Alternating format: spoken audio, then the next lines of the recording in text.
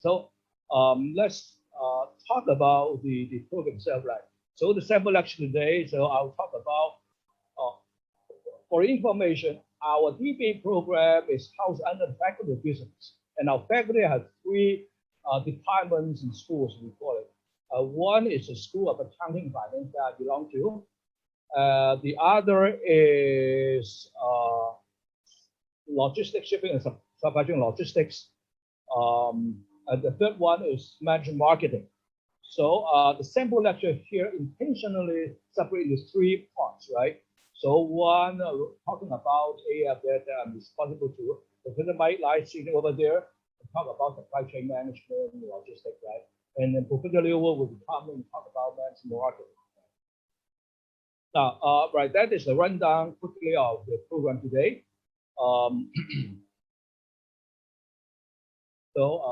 As said, I'm the director, and sitting with us actually is Professor Patrick Troy over there, who is the deputy director of our DBA program. And he is also in the Department of Logistics and Maritime Studies. Now, the purpose of our DBA program, for information, actually our DBA was the first one in town. And this year actually is 25th anniversary of our DBA program. So we have a long history, and the objective of the program is to train scholar leaders. So what do we mean by scholar leaders? First, you appreciate from the sample lectures that those of our students like you that in the respective areas kind of leaders, but we want this business leader to have exposure or approach in a scholarly way. What do we mean by scholarly way? As I said, the sample lecture probably will expose to you why the thing is important.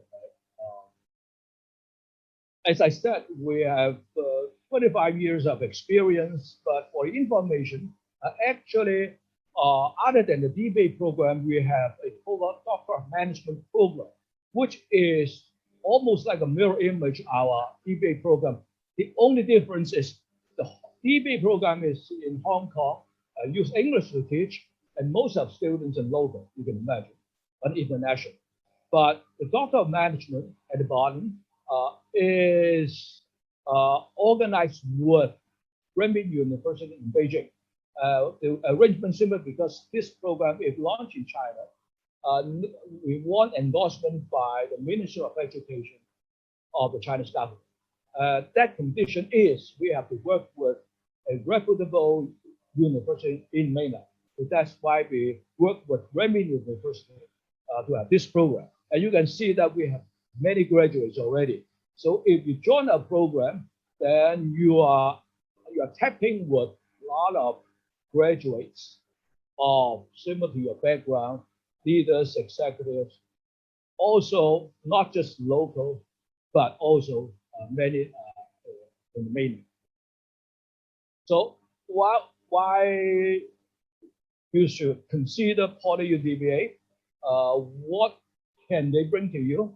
And I will highlight a few points here. One is the state-of-the-art research. Again, the sample lecture probably will have some flavor on this. The cutting-edge interdisciplinary research. As I said, because this program housed in Faculty of Business, and we have different areas, different departments. So typically, when you do your research or your thesis, you tapping the resource of the Faculty of Business PolyU. With qualified supervisors, and we urge your thesis to be published in the national top-tier journals. I think this is a very important element that you should well consider as your personal milestone, right? So think about this, no matter how you work in industry at which level, right? So you have 1 year, you retire, and then you work with your kids, right? But then you're out of the work, right? But your thesis, if you publish, is always there. You show to your family, your wife, your kids, your husband, that you have a paper being published, and you go to the Google and your name is there forever and ever. So I believe that is that the thing you should seriously consider with another milestone or another challenge of yourself. And these are the list of the journals that are your fellow, not yet, right? But these are the journals where our DBA graduates publish. It's expanding. Another element of the PolyDBA is we have international collaboration. We have two famous universities in the world that have collaboration with us. One is IMD of Switzerland. They have a very successful, very famous executive training program in their campus of Lausanne in Switzerland. Very beautiful town in summer. Our students love the opportunity because when you join this 5-day executive program, not that they are teaching you, they are cutting edge type of knowledge, but you will mingle with international top executives. They're very successful. The year I joined, the number is increasing over 300. 1 year is over 400. And they are really executive, top executive all over the world. Right? So that is a rare opportunity that you can expose yourself or a larger exposure. The other is London School of Economics, of course, in London. They also have the executive program, also international, but they are more, I would say, more academic. And IMD is more really business relevant. LSE is more like really teaching in the classroom. So now this go to the structure of our PolyDBA program. We have the credit system.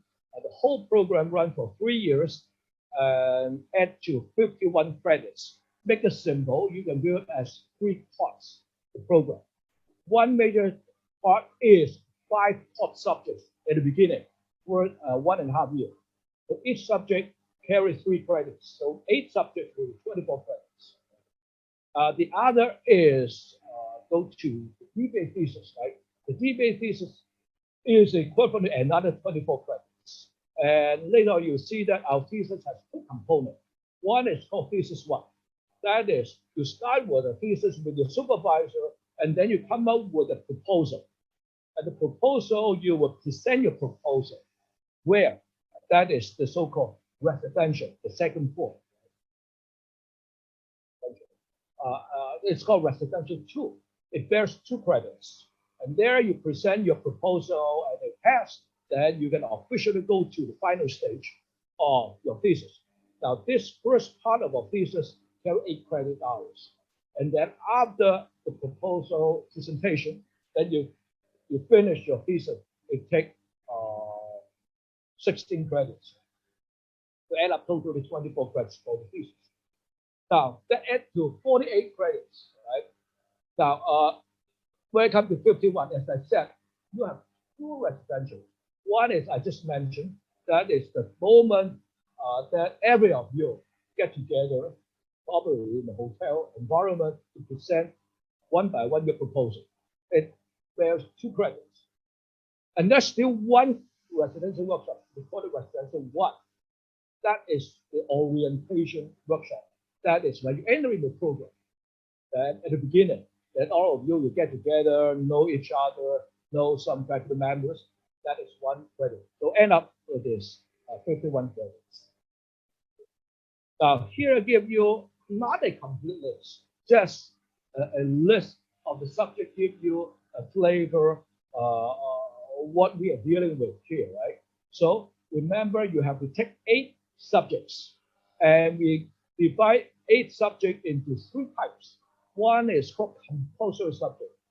By the name saying that when you join the program, every of you have to take. It's called business research and analysis design.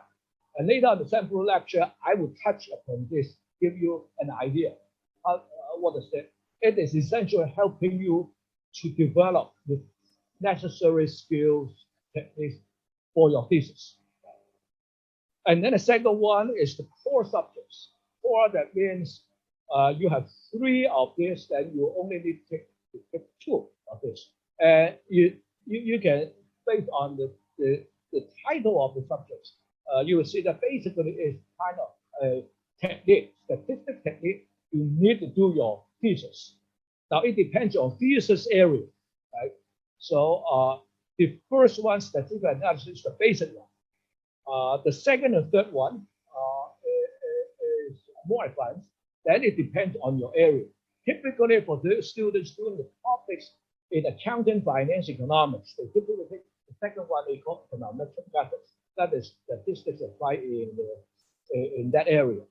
And if your topic is the marketing management, supply chain logistics, usually with this one, qualitative research and experimental design. Even though some of the students want to take all the core subjects, but we just require you to take 2 out of this 3, right? Add up 3 subjects, right? And then the 5th one is a list of electives. The elective essentially is different subject areas: management, marketing, supply chain, accounting, whatever, you name it, right? So today the sample lecture, actually, as I said, so we have 3. One is advanced financial management, taught by me. The other is current issue organizing behavior, that is the management subject, taught by Professor Liu Wu. And then the last one is supply chain and logistic management, is taught by Professor Liu, right? So give you a flavor in these areas. I wouldn't go through the detailed roadmap, but that is we tailor-made for you how to complete our program in 3 years. If you follow this path closely, and then you will be able to finish in 3 years. And we actually encourage you to do this. Why? Because, let me emphasize, DBA program is quite a challenging, it could be a very lonely business. Why? Because once you go to the thesis, you're working with the supervisor, and nobody will work with you. So that's very important. You get support from your fellow classmates. So if you move in take them together with fellow classmates in 3 years, then you have all the friendly support. But once you drop behind, that is hard. So that is the idea. Right. And so give you the light area of our program. So the photo from the residential one, that is on here, and then the residential 2, the group photo seems happy, but actually still typically intense pressure there because they need to present the proposal, right? So that is residential 1 and 2. Well, if you finish, then of course, hallelujah, that is a graduation. And you can see that actually every year when we do the graduation congregation, we combine the DBA with the D management. Even though it typically will house in Hong Kong, and then the D management, mainland Chinese students come over to join this great event. That is not now, because it's at the end of this sample lecture.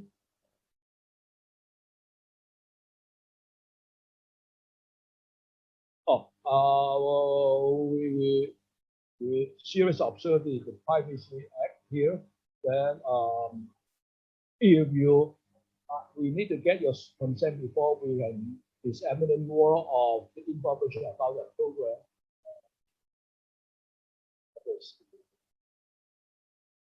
Let us know whether you want to see information in the future. Okay, thank you very much. Thank you very much for the brief introduction. As I said, you can always answer questions.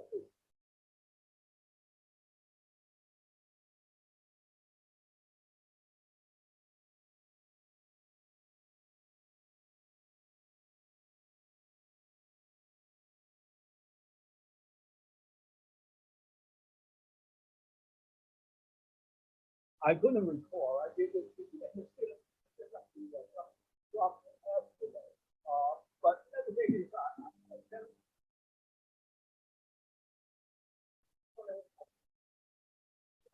30 contact hours. That is really the classroom arrangement. But how many hours you need to prepare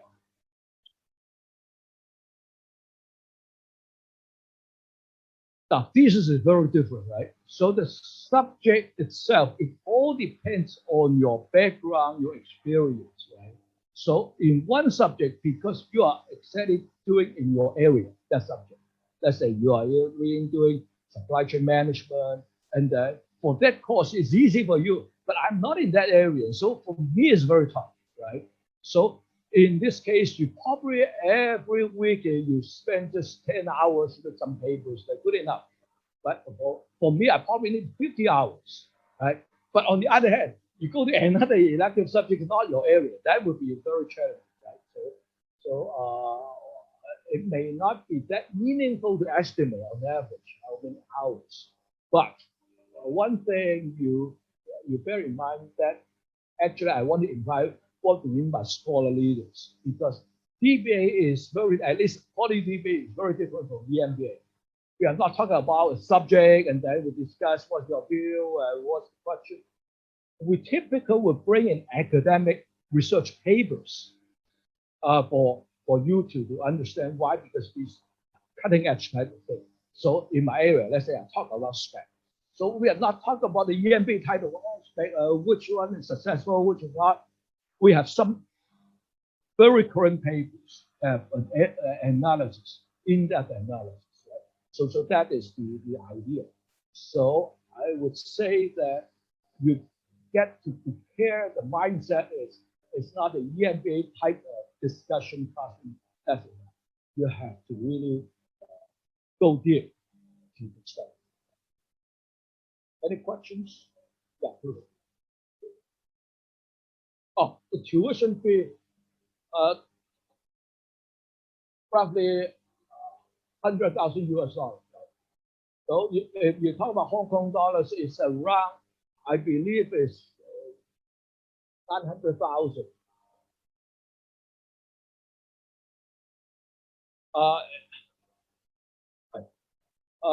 It's not upfront.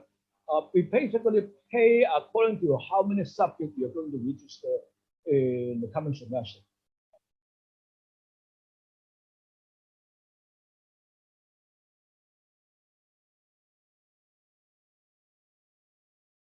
Oh, okay. Okay. Sorry, I don't pay much attention here. Okay. Okay. Yeah. At the end of this brochure, you will see the details. Yeah, please. Yeah.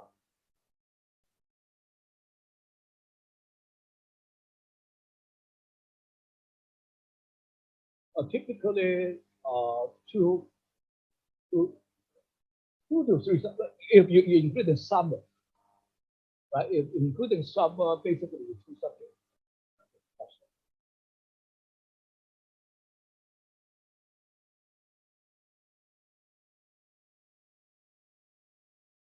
That is the tough question for you. Average. Okay, let me ask you our current student and graduates. How many hours you spend per week? Probably just 2 to 3 hours. Okay. Okay. So Tony is working in the banking sector and just graduated 2 years ago. Hi, hello everyone. My name is Tony, and I'm the DBA graduate in 2019, so 2 years before. It really depends, and depends on how many courses that you take in that semester. For example, if you take like 3 courses in that semester, I would say you probably may need at least 8 hours a week to prepare for the class, and also to study those journals. If you are not very familiar with those research papers, then you probably may need more time, because not everyone is find it easy to study those academic papers, especially those in top journals, and also the topics may not be something that you are familiar with. So I would say you probably may need to prepare 8 hours a week if you take 3 courses in one semester. And I think 2 to 3 courses per semester is the normal case if you want to graduate within 3 years. If you just take one course in one semester, then probably you may need more time, longer time. I hope I can answer the question. Or anyone, anything you would like to supplement? Yeah. Sorry?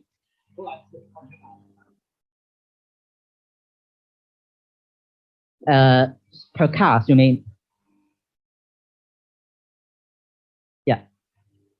Yeah, exactly. 8 hours is your preparation time. And then you need to you need to attend a class. And each class I think is 1 day, right? Yeah. 6 hours. So you Times 9 to 5. yeah. Sometimes basically it's 9 to 5. Yeah. And then you got lunchtime, of course. Anyone you would like to supplement? We have current students here. Folks, I'm Bernie. I'm final year. I'm spending my time on writing my thesis this year. Actually, I was in PolyU library this morning. So from my experience, I guess almost maybe for 2 subjects every semester you're taking, you might spend for the learning in the lecture. It might take you, say, as I remember, it should be 4 to 5 weekends. I mean the Saturday and Sunday, because the design is quite good that you only need to spend the weekend in the class. So all the lecture will be finished in the weekends. So during the weekdays, you will need to spend some extra time on, say, reviewing those journals, articles that are provided, so you can get well prepared for the class, as just Professor mentioned. In case you are familiar with that specific subject, wonderful. Maybe you can spend less time, but you would definitely love to go a little bit deep dive on certain topics. Then maybe you need some more a little bit more time. So be prepared that maybe your weekend will need to spend on the class, but that's quite good, because the weekday times you're quite have your own freedom to manage well. Yeah, that is the idea of the time. Of course, as Professor mentioned, for the last year, like us, we are quite free, because we've already finished the top subject, and then it's more on the self-management on how you spend your time on the research and writing the paper and reading extra journals. I hope I can answer your questions. Really, yeah, at least I would say, yeah.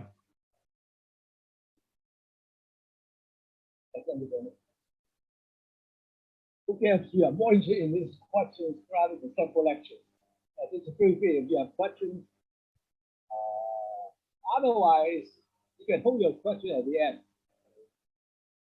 And, so if you don't have questions right now, let's start the sample lecture. Okay? I don't, yeah, please.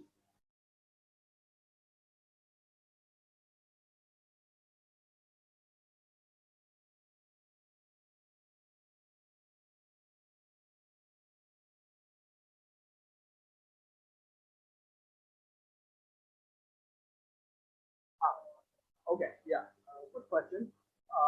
It depends on. No, it depends on the professor, right? Different professor has different style, right? But in PolyU, I mean, in general, we typically have 2 types of assessment. One is called continuous assessment. The other is called exam. So anything different from exam is called continuous assessment. But for PolyU DBA, most of subjects are basically continuous assessment. Except some technical subjects, statistics, probably you need to really take the exam, right? So other than that, all like presentation. But typically, we have group projects and we have paper presentation. Some individual, right? So the professors will assign you a research paper to present, right? So that is assessment. Of course, your participation, your discussion, all this. So essentially, we are doing this. And in terms of grades, that starting from last year, somehow following you now have the so-called plus grade. Before we didn't have. So you have A plus A, B plus B, kind of like this. And we have minus now. Is it? Right, we have minus now. So, but bear in mind, good question for graduation. Other than your coursework, other than your thesis, actually one requirement is your general grade 1 average. You have to be 2.7 something, just like on average you got a B minus. Okay. It happened before, okay? More than one student couldn't graduate simply because the GPA is below the requirement. It didn't happen. Oh, you can actually. That particular student I have in mind, because it's so rich, he said, I learned a lot from the program. I don't need the degree. He actually finished his thesis. He successfully defended his thesis. But GPA, I don't have time to take any subject. But you always have problems. Actually, combine the performance below that, all you need to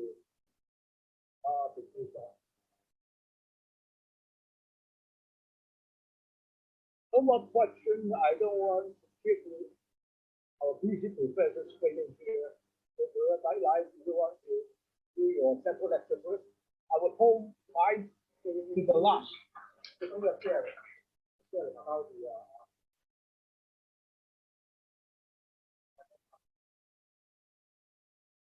Introduce myself to you first. I'm Mike Lai from the Department of Logistic and Maritime Studies. To give you some information about the department, so right.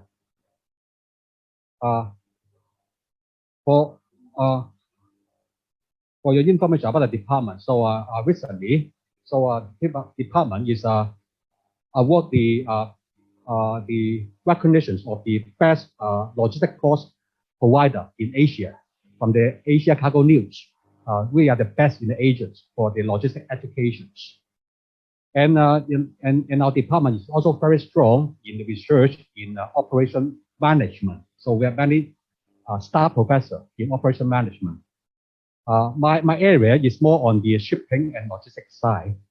And for shipping research, the department has been consistently ranked as #1 in the world. It's not just Asia. So we are a very, very strong department in the region.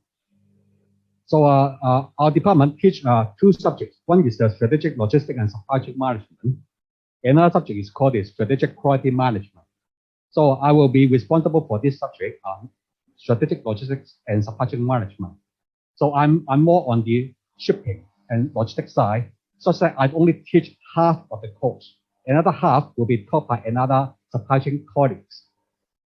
So today I would like to give you some information about these subjects, about strategic logistics, supply chain, and logistics.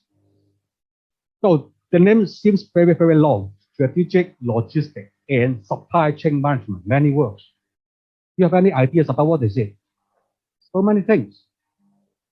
What we really learn from these subjects. So I know that our gentleman is working in the logistics side. Can you tell me about what is logistics?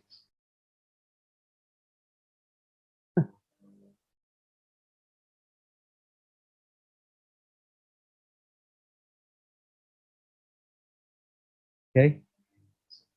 So how to facilitate? Basically, it's about the movement of goods, the cargos, from one party to another parties, maybe exporter, importers, and information. So logistics basically is about the movement of cargos to satisfy the customers at low cost, because it is too expensive. So the service provider will be losing money. Then the next question is, what is supply chain management? Are they the same? Okay. Yes, end-to-end concept, but this is a broader concept. So you also need to involve the upstream side, okay, the supplier side, and also the carriers to work with them together. And also, you also need to work with the downstream side, such that to better predict their requirements, such that the supply chain management is broader in scope to involve the participation of the upstream and downstream. Then the next question is, what is strategic? Now I have a title, Strategic Logistics and Supply Chain Management. It's not just about logistics and supply chain management. It's not just about the movement of cargo to satisfy the needs of different parties in the supply chain. Then what's strategic? Any idea? So this is more than just meeting the requirement, saving costs. So the scope is broader. For example, it's about the responsibility of the service provider. So nowadays, many companies are talking about ESG, the environment, sustainability, and governance. So in the course of moving cargoes, so there can be many pollutions. So many shipping lines are also talking about the decarbonization, the process, because some of the cargo owners, for example, in Hong Kong, for example, Park and Shore, Welcome. So if they use a lot of carriers, these are very polluting. This can also be damaging to their reputation. So for strategic supply chain management and logistics, we also need to think about the higher mission, okay, to serve the needs of the society as well.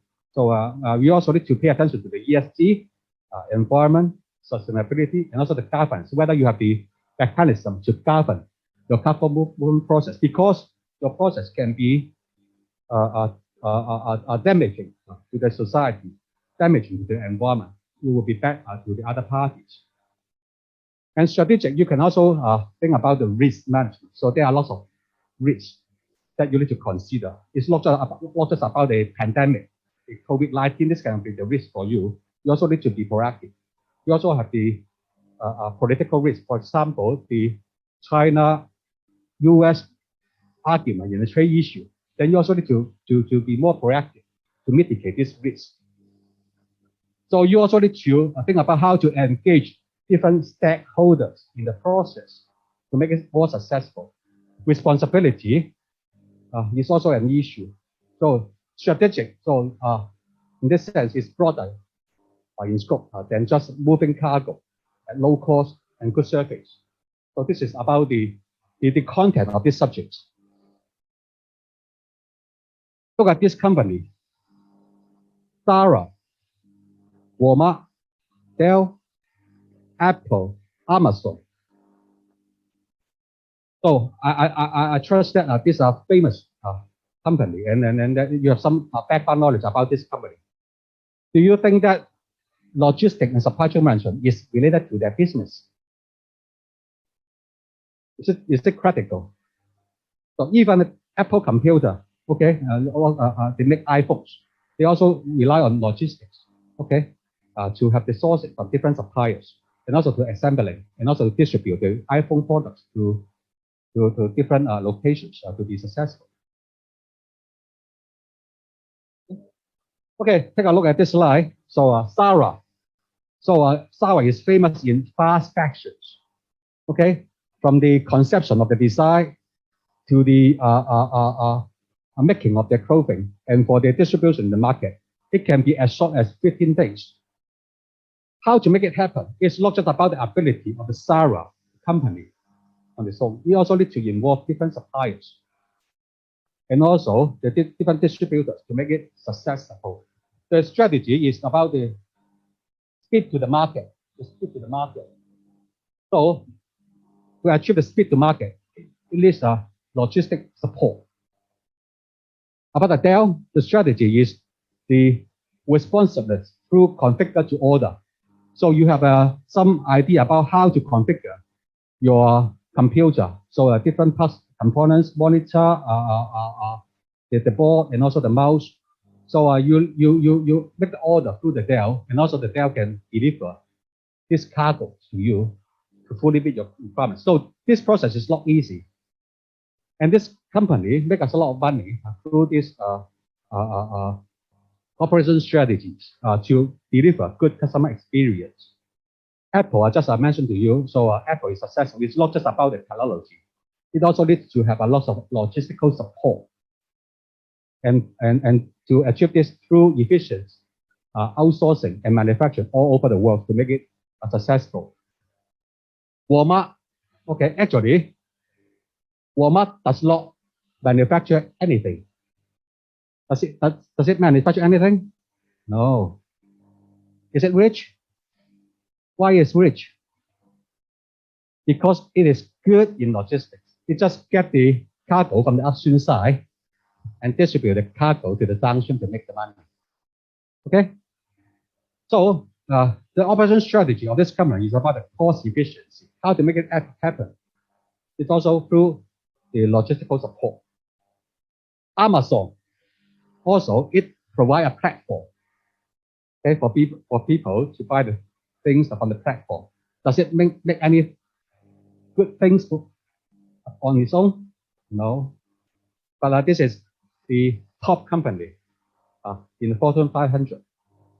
And the success is through these operation strategies on the efficient and reliable order fulfillment. So they receive orders from the website and also to deliver it reliably and also at a good customer experience. So I talk about the success of this company, and their success is not just about their innovations in manufacturing or innovation in the products. The success, to a certain extent, depends on their logistic and supply chain management. Then what is logistics?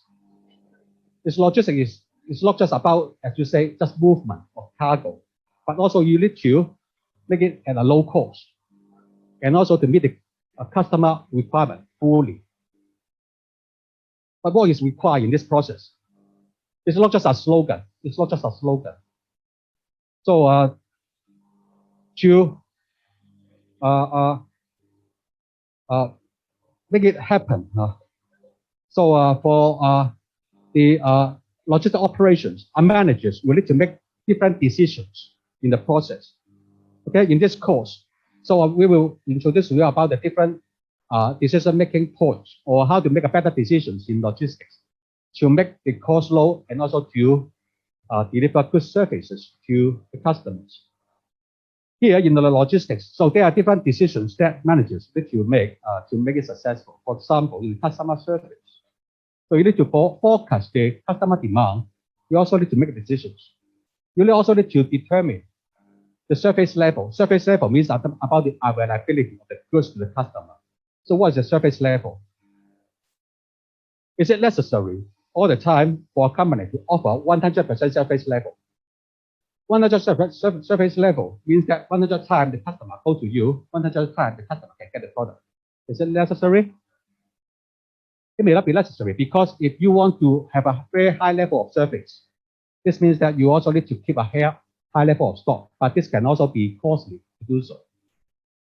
So as a good manager, you also need to determine the service level. Sometimes you adjust a little bit down the service level. The customer is still happy because 1 or 2 times they cannot get the goods, they will also return to you. But you don't need to spend excessively on the inventory management. You also need to provide goods after-sales service. Apple is successful. It's not just about the product itself. It's also about the good after-sales services. If you have problem, you can go to the Apple shop and then they will be able to solve the problem. This is also the logistics support for the company. Another important element in logistics is about transport. So you need to decide where to send your cargo, by air, by sea, by railway. Okay, different mode of transport. And also you have the different ports and terminals that you can consign your cargoes. Then you need to make a decision about the transport mode, the scheduling. Okay, so to deliver in a large batch, smaller batches, and also the routing to distribute the cargo. This can also have the very important cost implications. about the inventory management, you also need to make decisions. What are the major decisions in inventory? Usually, if you are in a manufacturer or even in a retailer, what's the decisions of inventory? Basically, you need to make two very important decisions. One is when to order, when you should place the order.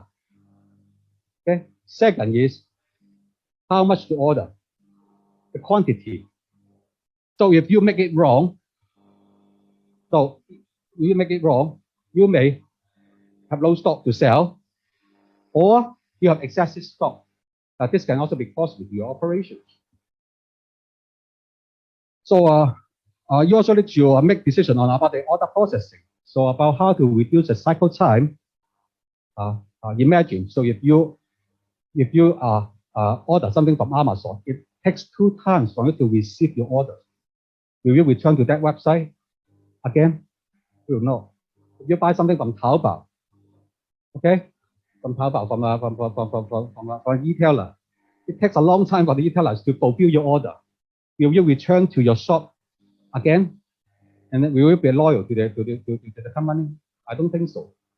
So the order processing is another issue that company need to pay attention. And also the reliability. Reliability means that so every time the customer pays order, they will have the same experience. So not sometimes it's late, sometimes it's early, then this will be very bad to the customers. And there are also many other decisions that a logistic person need to make every day involving, as you mentioned, about the information. Because managers need to have the information to make decisions. So how to ensure the timeliness of the information and also the accurate information available for decision making. And also you have some other areas that I want to elaborate further. For example, in purchasing, where to buy, what to buy, when to buy, how to buy, for the warehousing. So where do you locate the warehouse? How about the size of the warehouse? And also about the capacity, about the spacing in the warehouse. This can also have some important cost implications. For the material handling, so you have the concern about the security, safety, and also environmental issue, occupational health issue for the employee side. So this is about a more strategic book. So basically, the objective of logistic management, okay, is to satisfy the customer requirement. What is the requirement of customer? So just to summarize in 7 hours, it is the ability of the company to deliver the right amount of the right product at the right place, at the right time, in the right conditions, at the right price, with the right information to satisfy customer fully. Imagine if you buy something from Taobao or what you buy something from Amazon or buy something from a supermarket even. If you don't have the right amount, will you be happy?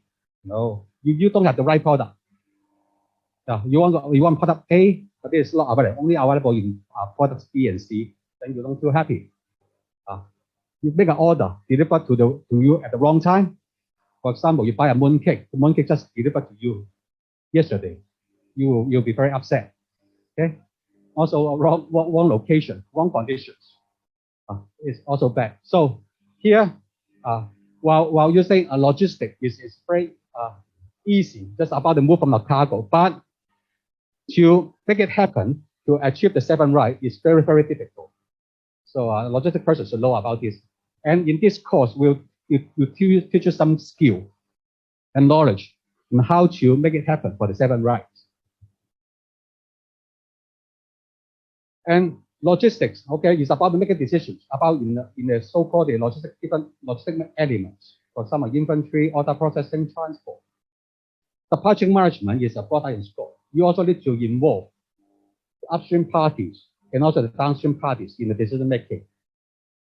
For example, you have the eco product design. So you do not just make the product design on your own. You also need to have the upstream involvement to know what are the available materials and also resources to make it happen. And also, you may need to work with the downstream customers to exactly know about their requirements, the location, such that you do not take a bad focus. Such that supply chain management is a broader in scope. It's not just about the decision making within organization. You also need to involve the upstream and downstream parties to make good decisions. Okay, I have just introduced to you some of the companies that are successful due to the support of the logistic. Apple, Amazon, Zara, Dell. How about 7-Eleven? Is it successful due to logistics? Do you think 7-Eleven make any products? Yes, maybe fishbowl, food. But other than this, these are to be sourced from upstream suppliers. Okay, but why you are willing to pay more money to buy a can of Coca-Cola at 7-Eleven? You can buy cheaper at convenient. This is because the 7 rights. Because you can get the Coca-Cola at the right time, at the right place. Okay? And then satisfy your needs fully. Even though the Coca-Cola sold at the high-end shop is only $5, but you are willing to pay $3 more, $8 to buy at 7-Eleven. These are the premium contributed by logistics. Okay? So other than 7-Eleven, any other examples? Do you think that your company can make improvement through logistics? How about this company, ATMXJ? What's it? It's a so-called the tech store. This company make a lot of money. It's Alibaba, Tencent, Meituan. X is what? Xiaomi, and J is Jingdong. ATMXJ is very hard work in the finance market. Do you think that ATMXJ needs logistics support to be successful? Think about this. Particularly Meituan, Xiaomi, they also need to have logistics support to be successful. And what logistic elements lead to their success? So there are different logistic elements that I mentioned to you: customer service, transport, inventory, order processing. What makes them different? Okay.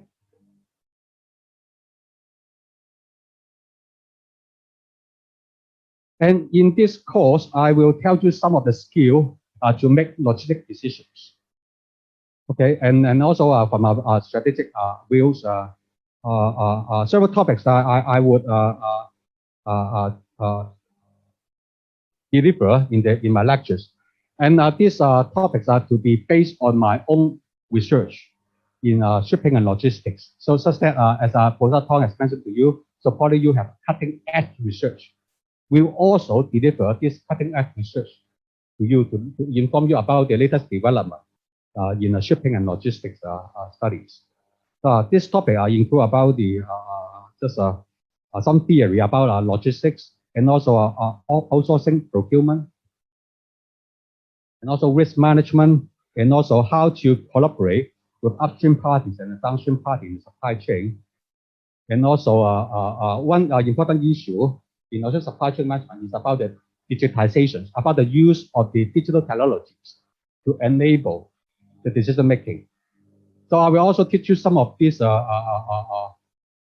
concepts and also the tools for decision making in logistic management. Okay, so these are basically about the context in this course: strategic logistics and supply chain management. And there are also many challenges for managing logistics and supply chain. You can also think about it in your thesis. This can also be a potential topic in your thesis, because in the DBA you will need to develop a thesis. So these are some of the potential topics that you can think about how to address them. For example, how the trade war between US and China can affect the logistic design and also the success of your company.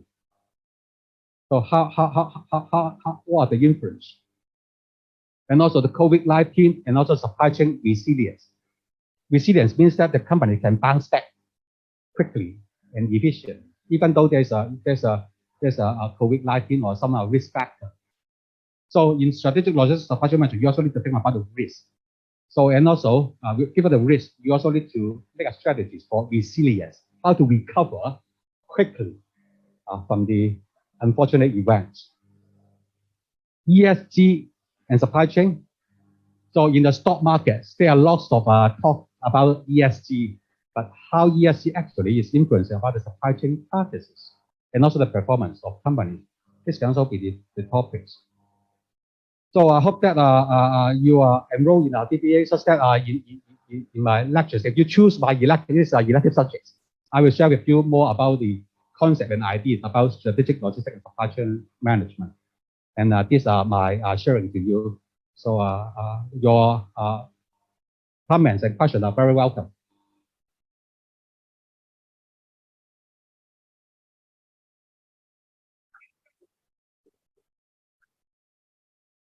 Yeah, I need the time to. Hello, everyone. My name is Liu Wu from the Department of Management and Marketing. And thanks a lot for Mike's nice mini lecture. I think I should ask my wife to take Mike's class because she's in charge of the logistics and the global supply chain in my family. And always we often run out of food. So she definitely needs to take this subject. Okay, so today I want to share something about one subject that usually I teach for this program. And also, probably before that, I can also briefly talk about my department. So my department is the Department of Management and Marketing. We actually have three streams. One is management, including organizational behavior, human resource management, and also strategic management. And then marketing, including quant marketing, digital marketing, consumer behaviors, and also MIS, management of information system. So all the colleagues in these areas are in my department. Okay, and as I said, usually for the DBA program, I teach organizational behavior. So today I would like to share with you what is organizational behavior. And also, I want to showcase most recent study that my colleagues and I just conducted. I want to share with you, what are the things we scholars are doing, right? Okay, so talking about organizational behavior, actually, it has a very deep foundation in social psychology. And actually, if you look at those books published 20, 30 years ago, another name of it is industry and organizational psychology, because I think indeed it is kind of application of social psychology in organizations, right? So how to know better about employees' feelings, behaviors, attitudes, etc., etc. And then most recent years, it changed the name to organizational behavior. So this is kind of the history of this subject. So what are the fundamental questions that organizational psychologists try to address, right? I think for any discipline, we have some fundamental issues that we are interested in, so that kind of draw the boundary between disciplines, right? So Mike is interested in logistics and supply chain management. So he nicely summarized what are the core questions that their discipline is investigating. So what are the questions that we organizational behavior scholars are questioning and exploring? So basically, if I use a very brief and short summary with a figure, so this is basically what we are doing. So we are interested in understanding better employees' work attitudes, behaviors, feelings, okay, in the work context, okay? And then we want to investigate, so how to help them to improve, for example, their productivity, to improve their well-being, right? To make work better as a team, etc., etc. So that we are investigating all sorts of kind of antecedents. For example, motivation. How can you, as a leader, motivate your employees to work harder, work better, work smarter, right? For example, team. There are a lot of research on teams. How to build a high effective team, right? How to compose a good team. Empowerment, leadership, organizational justice, policies, right? So all of these are relevant to our subjects. And also more broadly, organizational structure. As we know that currently digital transformation is a very keen and hot topic, right? So how to make sure that organizations could better embrace most advanced technology, but at the same time to stably, shift to the new structure. That's also something interesting and important. And also, of course, organizational culture and the global culture. So all of these are the topics that we are investigating. Okay. So of course, it sounds still a little bit abstract. So in the following, I would like to showcase one most recent study that my colleagues and I, conducting. We are still, collecting more data. So this project is about COVID-19, how COVID-19 influenced people's preference of leadership styles. Okay.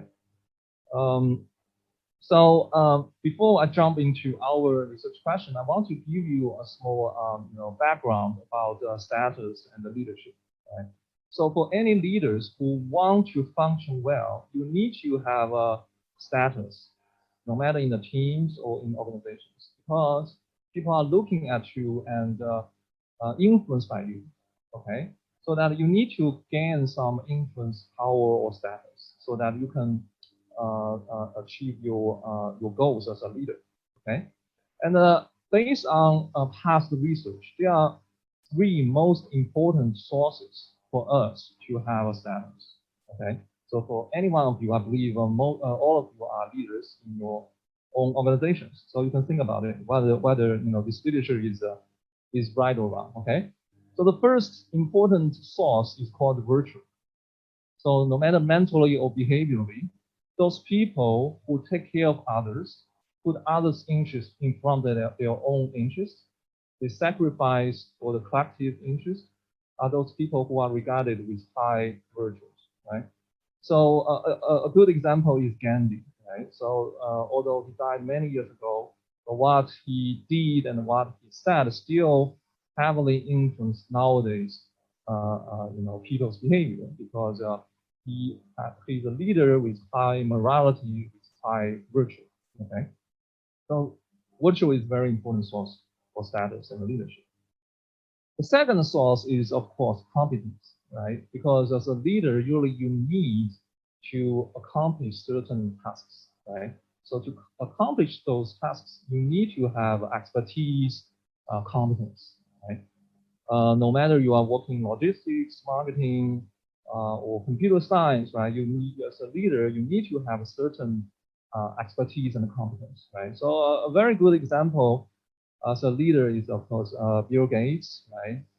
Steve Jobs, right? So they are kind of a talented inventor, programmer, right? When they were teenagers, they are already very competent in what they are doing, right? So as a leader, they show very strong competence. And the third important source for status is dominance. Dominance. So for those dominant leaders, they are super confident about themselves, and they are very decisive, and they can use all kinds of rewarding or punishment tools to motivate people to fight for the goals that they want them to achieve. So those leaders we call, they are dominant leaders. Of course, Donald Trump is one of the good examples for this, right? So he's very tough, and he is super confident, I would say, sometimes even narcissistic, right? So all others around, he is correct, right? So dominance is another important source for status. Okay, so there are three routes leading to status in the effective leadership. All right, so my question to you, okay? So I just introduced a very simple, straightforward framework, which is based on a vast literature on leadership. So think about yourself, right? So if you rate yourself as a leader, what is your leadership style? Are you more using virtue to influence your subordinates, your team, your organization, or competence to demonstrate a very strong capability, expertise to lead the team, organization, or dominance, right? You want to fight for the goal, so you use all kinds of rewarding punishment skills to be super confident and very tough, right? So if you use a 1 to 10 to rate yourself on these 3 dimensions, what kind of score would you give you to yourself? You can think about it, right? Maybe I'll give you 30 seconds.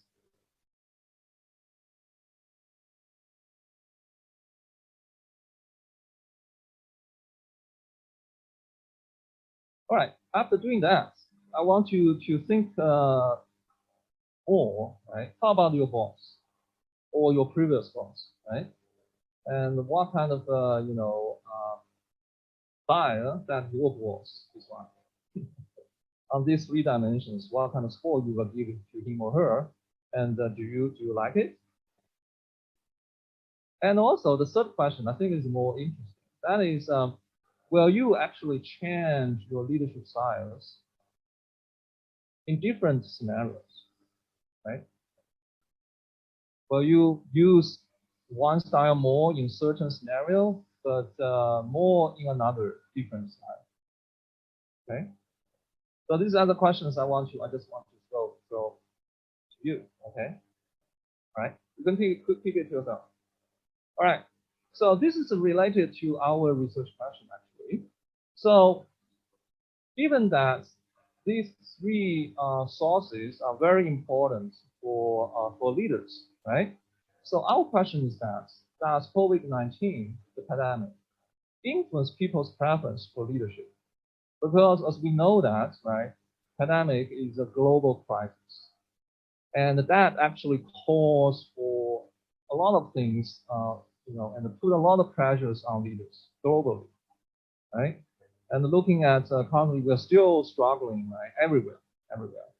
And all the leaders, I believe, especially those political leaders, they are struggling about how to fight against COVID-19.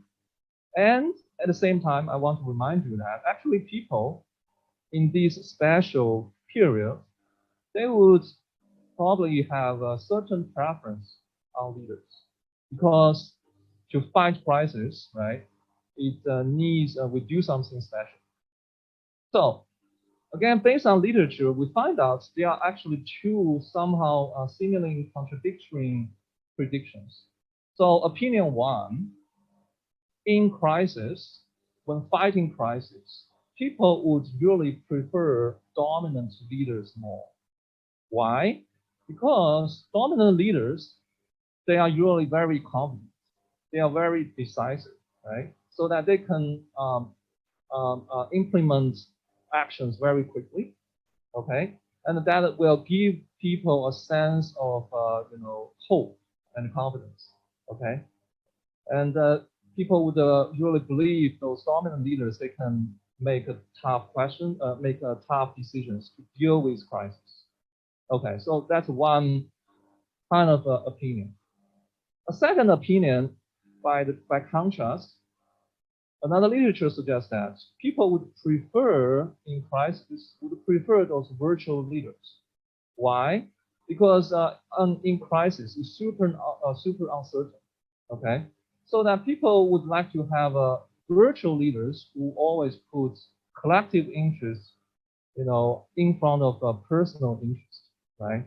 Rather than making use of crisis uncertainties for their own advantages, virtual leaders, they would, fight for the sake of practice. So it's somehow very contradictory predictions, right?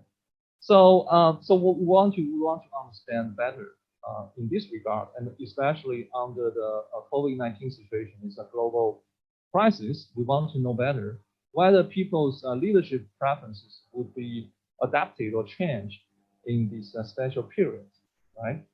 And our solution is that we just introduced the 3 basic rules, right? Virtual, competence, and dominance are the 3 basic rules. So we want to take a person-centric approach. What's the meaning of that?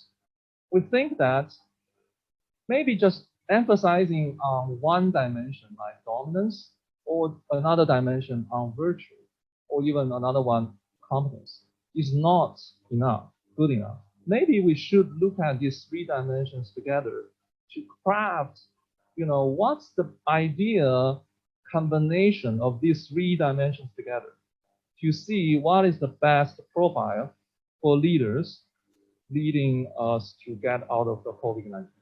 So this is our approach.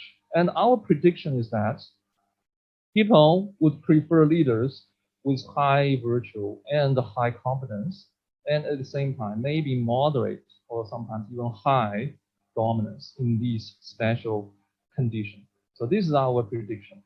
Only have a high dominance without high virtue or competence is not working, because people still don't trust, leaders like Donald Trump, right? Without much competence, and also people questioning his virtue. At the same time, if you have a high virtue and competence, but without dominance to make very decisive decisions, to very quickly react to a pandemic, maybe it's not good either, right? So look at what's happening in Hong Kong, right? We conducted several studies. So today I want to share with you 2, right? So in study 1, we collected data online from around 2,400 participants living in the United States. So we started this research project in the summer, in May and June. Right? At that time, the Delta, right, was becoming very influential. So we want to explore under such a new virus condition what happened, and in terms of the leaders, people's leadership preference. So we collect survey data asking them, those participants, American participants, their leadership preference, and also their anxiety, their fear about the COVID-19. And also at the same time, because in the United States, we have very comprehensive objective data even at the county level, right? The pandemic situation, how many people got affected, and the vaccination rate, death rate, etc., etc. So we have a very objective data. So we match them and then analyze the data. So here is our results in terms of the leaders' profiles we identified. So based on the 3 dimensions, right? Virtual, competence, and dominance. So some could be high, some could be moderate, some could be low. So we first, based on the people's preference, we could roughly identify 6 different types of a leader. Okay, so for example, profile 1 and 2, actually these 2 types leaders are very similar. So basically they score high both on virtue and the competence, but at the same time they score pretty low on dominance. Our data shows that I think over 40 or even 50% of participants, they are belonging in profile 1 and 2. So in other words, over half of the participants, they prefer leaders who score high on virtue, high on competence, but low on dominance. All right? So that's kind of interesting finding. Not so surprising though. And the second big chunk is from profile 3 and 5. That is the 2 files I highlight using the green dots. So basically, these 2 profiles are very similar, right? Score moderate or high on virtue and competence, but at the same time, moderate or high on dominance. And these account for, I think, over 20% of participants in our sample. So this is our initial finding. And the second, I think the most interesting finding is that we're also analyzing the connection between the county level pandemic situation and the people's preference on leadership styles. What we found out that the more serious the pandemic situation in that county, the more likely people would prefer profile 3 and 5. That is the green dots profiles, rather than profile 1 and 2, the red line profiles. So in other words, somehow confirm our prediction is that pandemic actually drive people to prefer leaders who score high on the 3 dimensions. Okay, but for those people who are in the less threatened by the pandemic, right? So the profile preference is somehow different. So this is a study 1. Study 2, the purpose of study 2 is that we want to manipulate the threat of a pandemic. So in study 1, the threat is based on the objective data, right? We got county level data in the American states, and we can match them. And in study 2, actually, we want to manipulate that. So as I said, at that time, Delta is becoming very influential. So we give some information to participants in 2 different conditions. In one condition, we said, okay, experts said Delta is a very threatening virus. The pandemic situation is would become even worse in the future. And in the second group, we told people that some other experts said that Delta virus is okay. We have all kinds of vaccine already, so we can handle it very well, right? So that we can, through this, we can manipulate the field threats by the pandemic, and then to see whether that influence their preference on leadership side. Okay, so I think we got similar finding. That is, for those people who are in the threatened group, they are more likely to prefer leaders with high virtue, high competence, and also moderate dominance in this condition. And then followed that by that, the second popular group is high virtue, high competence, and low dominance. Okay, but usually in those conditions, not so threatened by the Delta. Okay, so in other words, pandemic threats drives people's preference in terms of leadership style. Okay, so this is just most recent study that my colleagues are doing. Of course, we are doing many other things in terms of leadership, in terms of team, in terms of organizational change. So all of these fall into the category of organizational behavior. Right. So lastly, I want to share with you, my hope for the DBA program, or my understanding of the DBA program, right? So I think for us professors, we are scholars, right? We are kind of leading a very intellectual life, right? So we want to resolve all the puzzles in our own field, right? In our own discipline. At the same time, I think there is a parallel world that is all of you, right? All of you candidates who are, I believe you are the elites in your own industry, okay? And you have a lot of experience, okay? You have a folks wisdom, a lot of them. I think for a DBA program, the nice thing is that it builds a platform for we 2 parallel worlds to communicate with each other, so that we scholars will not just we can march out from our ivory tower. We can better understand what you are thinking. At the same time, you can share with us your folk wisdom and learn from us what we are thinking as intellectuals, and also try to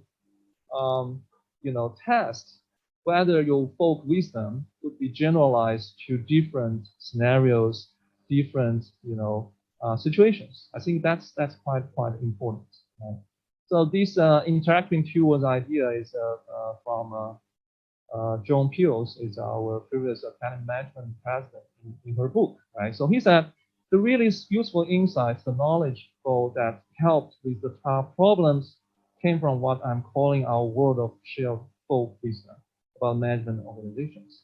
So I think definitely we 2 parallel worlds needs to communicate and could stimulate each other for better understanding of the world and to make this world better. I think that's my understanding of the beauty of a DBA program. Okay, all right. So that's my share. Thank you very much.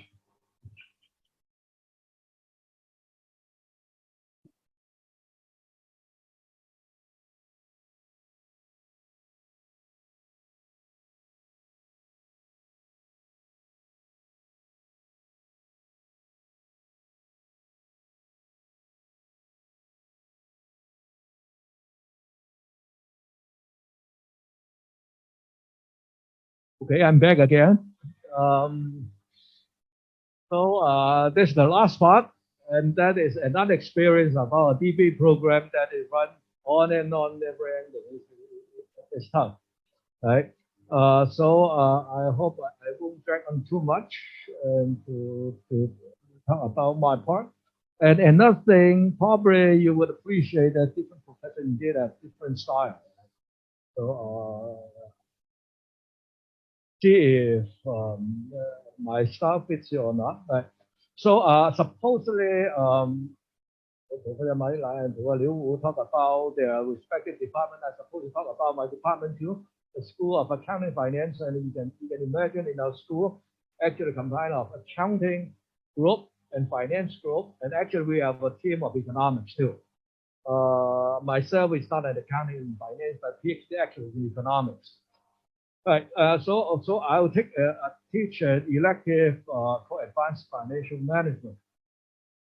But it happens that when I want to talk about this, it somehow it linked with another, that is the compulsory subject, called Business Research Analysis and Design, and actually is co-teach with Professor Liu. And actually, we finished the previous cohort just a few weeks ago. Not finished. We have five classes, and Professor Liu started with the first two classes, and I finished the next two classes, and we will have one more coming. And you'll see that how my talk will be related in those two subjects. Now, that is the syllabus topics of my course, Advanced Financial Management. And I don't want to motivate why I list down this list of topics that is almost a standard corporate finance areas. Right?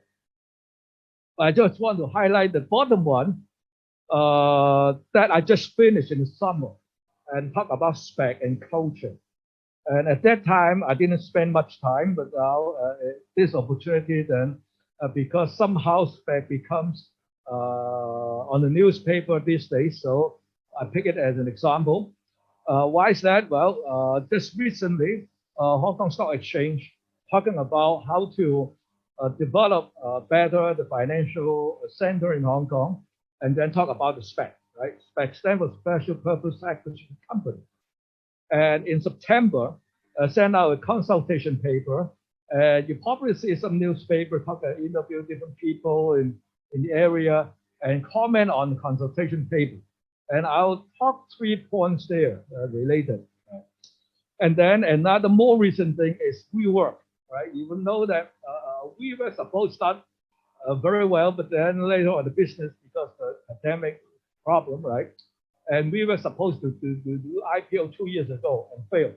And now suddenly rebound back, and then because of this SPAC merger, that it seems that we will revitalize again. So that's why, and I picked this as the part give the sample lecture.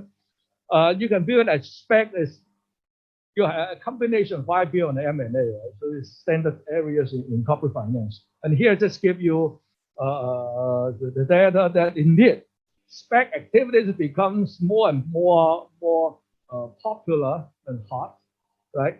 So it seems that we need to pay attention to. Now, that is the style of my class, and then how to link the scholar with leaders, right? The two parallel worlds. So as I said, typically we talk about academic papers. So my topic today is talk about SPAC and diversification, discount, and then Nobel Prize, why they are related. So Let me just list down my class typically is one topic, and we'll go through some papers. So spec, instead of just talking about the newspaper type of comment, we actually look at academic people.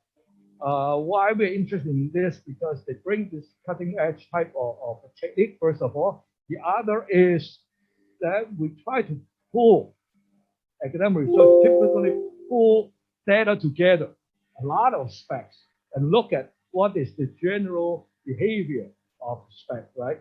So I'll talk about this briefly, these two papers. And then while I'll talk about this, you will see, but also every topic typically will bring up with some papers. Now, the previous, now that is really coming from the first working paper. These three authors, two are from Stanford, one is from NYU. New York University, are top university doing finance, right? Some graph to give an idea that actually spec as a form of IPO, later we'll talk about this, actually becomes more and more important. So from this graph, you can see that in recent years, the shoot up as an alternative of companies doing IPO. So half of those is from spec. So of course, to talk about what is spec, but the definition is publicly held investment vehicle merged with a private company and thereby bring it public. So it's kind of like traditionally, it's kind of, we call it backdoor listing or reverse takeover. It's similar to this, but why it's so hard? And this paper talking about, well, but let's look at the results, right? So typically you look at spec from two periods, two stages. One is the IPO stage. That is the building up of the spec. And then this spec has a special purpose that within 2 years, typically, that you have to find a target to merge. The target is typically a private company. So if you want to analyze this phenomenon, so you can think of that you're starting building up this spec as an IPO stage. And then later on, find a target and then go to the merge stage. Right? So this is a post-merger stage. And they call it spec period and de-spec period. And a few important parties involved. So when you start with the IPO, typically start with sponsor, right? So the major player is a sponsor. And sponsor build up this IPO and then try to raise funds.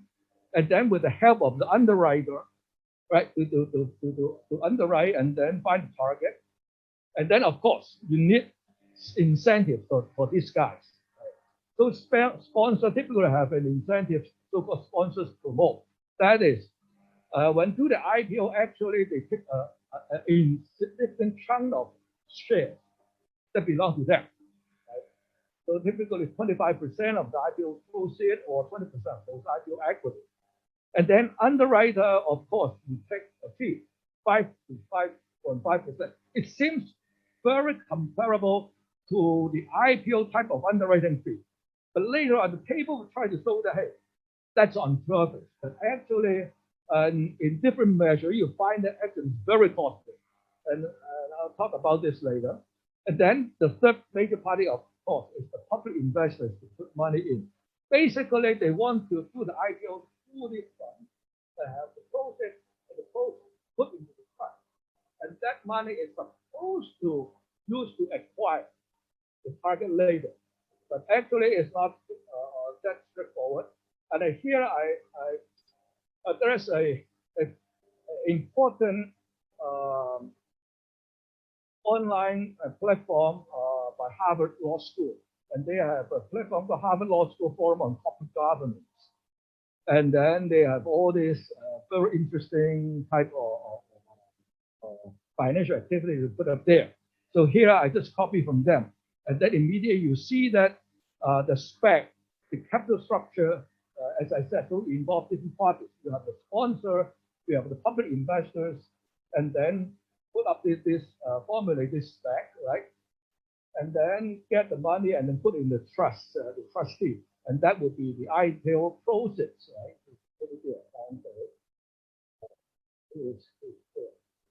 Right. And then An important part is, other than raising money with the shares, we call it unit price. By the way, typically, when you do this spec, the unit price, we call the share, is US $10 typically. And then with this, typically accompanied with warrants, company warrants, you can have one warrant, the equivalent of a quarter of share to one share. And typically exercise price is 11.5. And then some spec actually have the rights to, and the right give the holder the right, as I said, to get to convert to some shares, typically 1 to 10. Now, this warrant and right turn out to be an important cause of the spec approach of IPO that the paper tried to look at later on. And right, so as I said, the IPO process is put in the trust. Now here I give you some idea. So once you form this IPO, then you find a target to merge, right? So once you have the target, just like all the M&A, you need the shareholders to vote whether you want to go ahead with this, right? And well, if you decide you're not going to acquire, then the whole thing will liquidate. That's it, right? And it turns out the percent of liquidation actually is very small. So i.e. typically once you form the spec, and then you will go through the merger. But then you think about, so you have 2 years time frame, and if you cannot find a good target, what can you do? Okay, I said liquidate, but actually you see very few liquidation, 15% of the spec to liquidate. So most of them will go through. Then you wonder, hey, when they go for, are they finding a very bad target or what? Now another thing about spec is existing shareholders can redeem. In what? Well, when they look at this, that is the first element I want to talk about, the consultation table, right? So traditionally in US, the style is this. So if you're a shareholder, and then you say, hey, that is target, I don't like it, so I vote against. Now, if I vote against, then I have a chance to redeem my contribution at the beginning of the IPO, the redemption. Right? So actually, it's very common to redeem by whatever reason. Now, the question is, the consultation wants to ask this. Traditionally, only those who vote against the merger have the right to redeem. That is, like, if you support this merger, then you're not allowed to redeem. You're not supposed to, right? Now, the consultation should they go together or not, right? So that is one thing. But indeed, right? So if they don't go hand in hand, if you go hand in hand, then there's, unless you're a very good target. Otherwise, I won't vote for, because if I vote for, I cannot redeem. So I may lose money, right? So give an encouragement for the shareholders not to approve the target. Right? So the redemption actually is very high. Now, once you have this high significant amount of redemption, once you redeem, the money go back to the money to acquire the target, right? So that's why you need the third one called refinance. And typically it's through private investment public equity. So 11% you have public invested to put in money to support the acquisition. Right? So these are the key elements of the spec. So this comes from that paper. So go through the process, starting with IPO, and then you have the redemption, involve type, to vote for the merger, right? And then after the merger, then you will see that the original players typically hold more chunk, and then the target shareholders become the major shareholder of the combined company. And once you combine, it becomes a separate company and listed, right? So that is the process. Now, up there, okay? That paper has a long way to go. Up there, I can bring in another paper and focus on J. Reid is a famous guy on IPO, underpricing, you know. They are the rule of Florida people. Last one is Hugh of South Carolina. And this paper also look at spec, but with an interesting angle that relates to what I'm talking about later on, talk about the third price is related to that. You'll see later. So, in this paper, they look at three major issues. One is that is the consultation related part. Who investor want to invest? How the investor return this data cycle?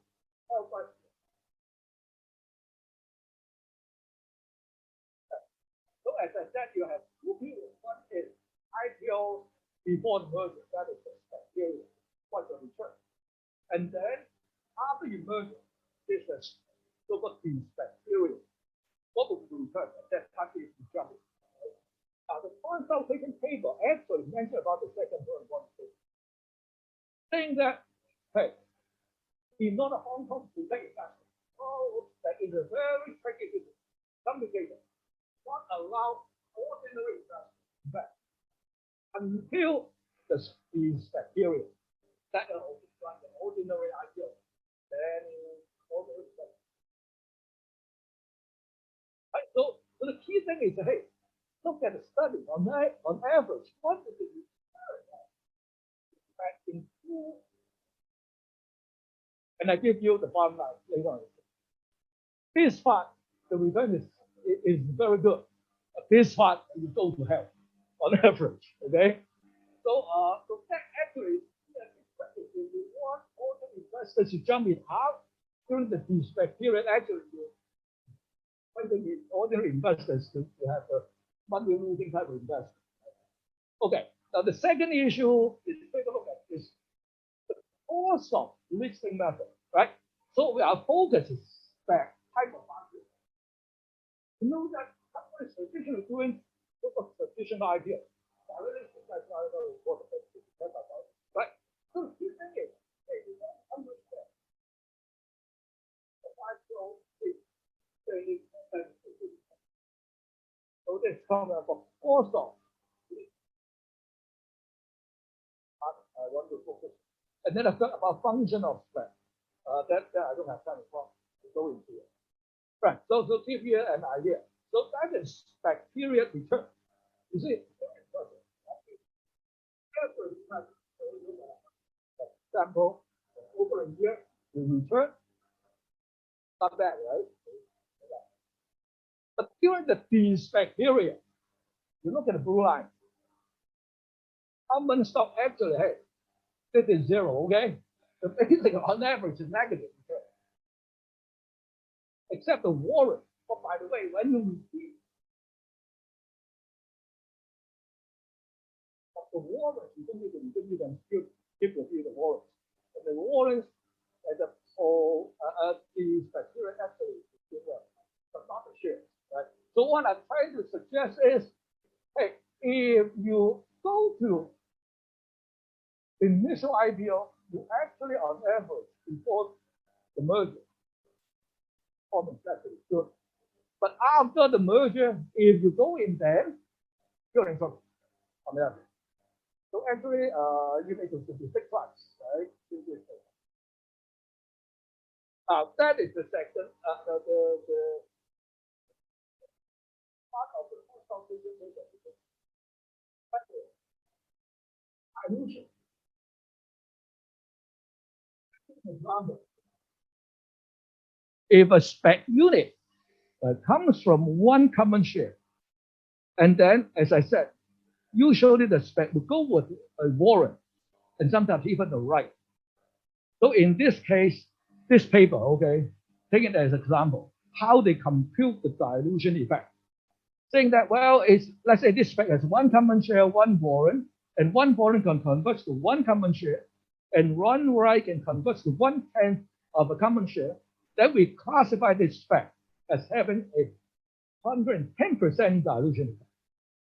The dilution meaning what? You as an original shareholder, your ownership percentage keep being diluted. That is spec stuff, right? So hey, look at this. Through this period, different dilution ratio becomes the trend seems going down. Fewer and fewer dilution, and you see correspondingly the spectroscopy return actually going up. So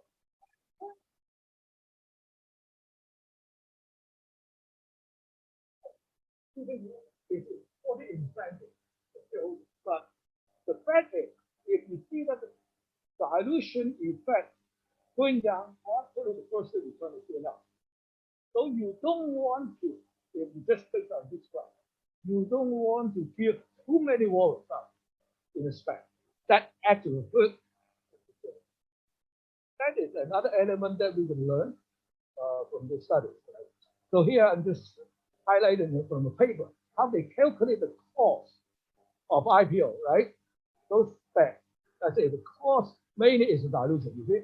Spec IPO, underwriter commissions, sponsor, promoter, I mentioned about warrants and rights, all this conducive to the dilution effect. So that is the major cost, right?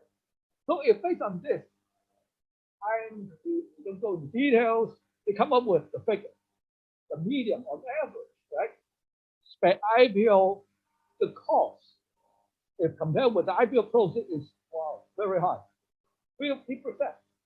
You compare with the market cap, 14%. But if you compare with traditional IPO is much lower. Okay? What's the conclusion? Hey, actually, company using speculative IPO is much more costly than traditional IPO. Agree? Hey, don't say yes. That okay. That's exactly the question I wanted to ask. Can we conclude that spec IPO is more costly than traditional IPO? Oh, yes, right. But if yes, that you have a tough question. Then why does spec IPO?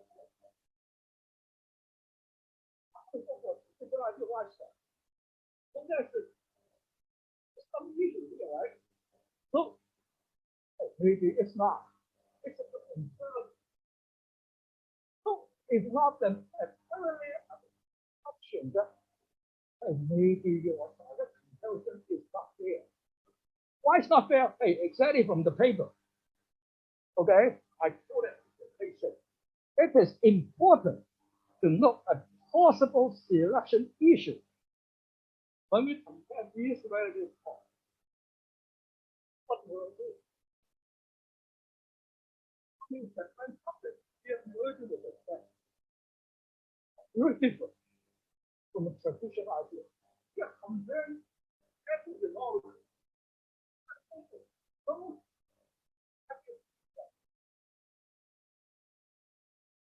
There's a direction bias, we call it. That is the point I want to talk about.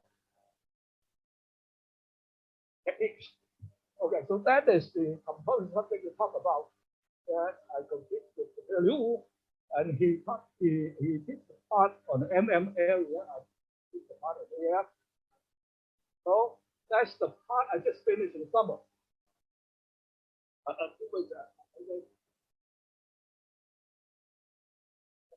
That is talking about how to do fair comparison.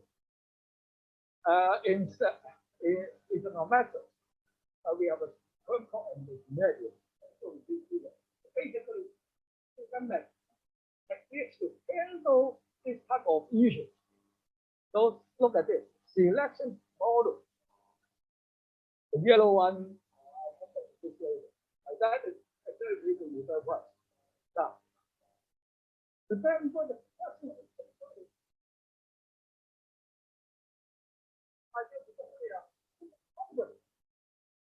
If we know that they are different, how do we adjust to make the comparison sensible? That is what we call selection model. That is the first Nobel Prize I want to mention about. That's by James Hackman, a Chicago professor, and he got a Nobel Prize in the year 2000. So here is, whenever you get the Nobel Prize, the Royal Swedish Academy hey, why give the Nobel Prize to this gentleman? Let me highlight it. James Heckman has made many significant contributions to microeconomics, theory and methodology, different kinds of selection problems. So that is a Nobel Prize economy suggests a very famous method to adjust for selection bias, so to say. So give you an example of a study on diversification. I don't know how much you know about this. That's a stylized spec almost. When it comes to diversity, different lines of business, 1+1, not more than 2. Actually, it's less than 2. That is diversification. Meaning what? Accounting people will look at if your company has 3 lines of business, individually worth that much.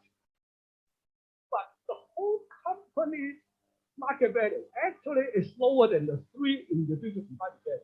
That is so-called diversification discount. Diversification discount more. But that is almost a stylized spec. So how to explain this, right? So this is a paper published at Top Financial Journal Finance by Kemba and Keedy. That is the result. Why at this moment you don't need to worry that much? First of all, documentation that now this stands for diversification. It's negative. It's a sales multiple, but that is so meaning what? The company diversified in this, the valuation is negative, right?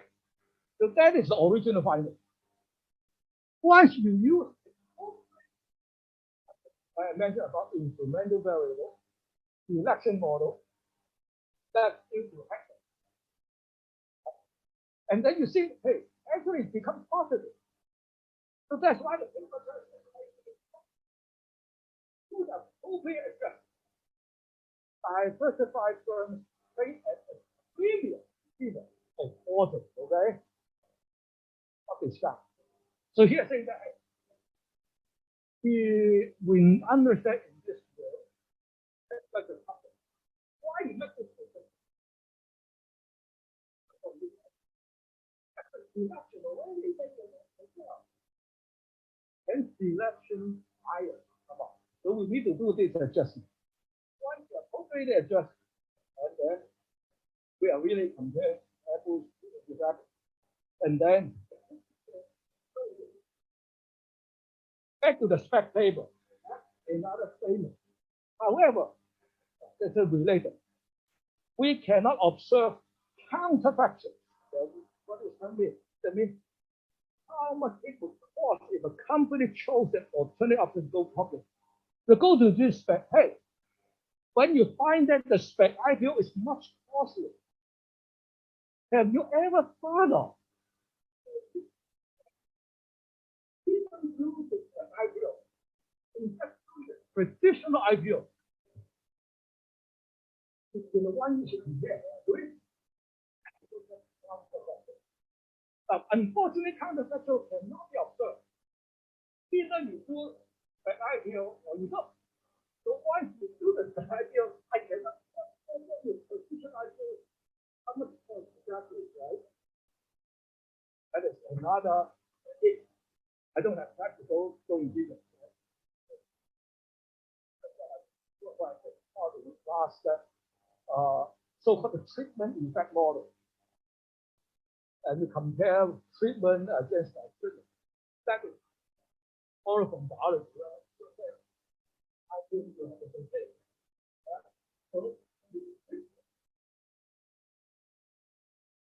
Okay. So here they're saying that all the appropriate to do this. So typically, how do you see the treatment effect? Look at the first number 1. Before treatment is here, after treatment here. Different effect, right? But hey, wait a minute. There's a counterfactual. That's this guy. If not without treatment, what would happen? Well, I would, let's say, assume it's like this. So actually, the treatment is not this much. Actually, it's talking about this amount to be the treatment. Right? That is not observable.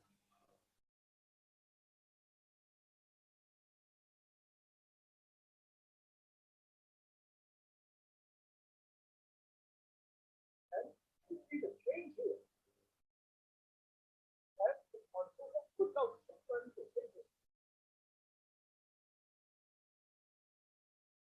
The difference is that is called it difference in difference method. Right? So that's another way of doing this. Okay. Recent Nobel Prize go to exactly this technique.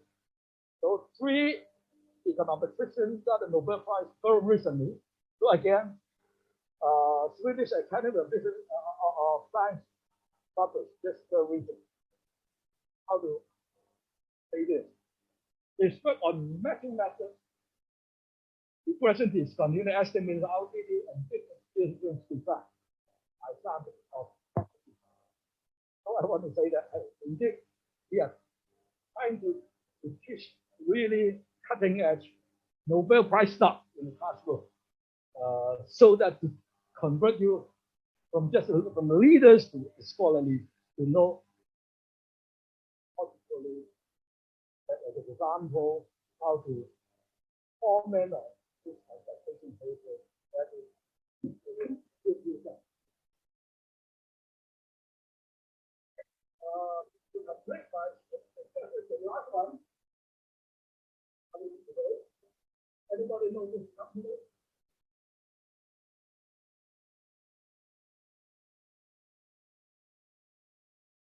Actually, they acquire the company.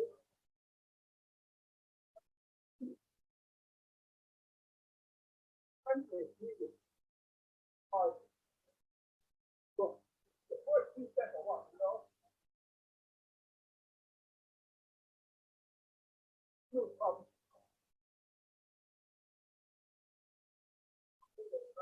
From the zero to the real.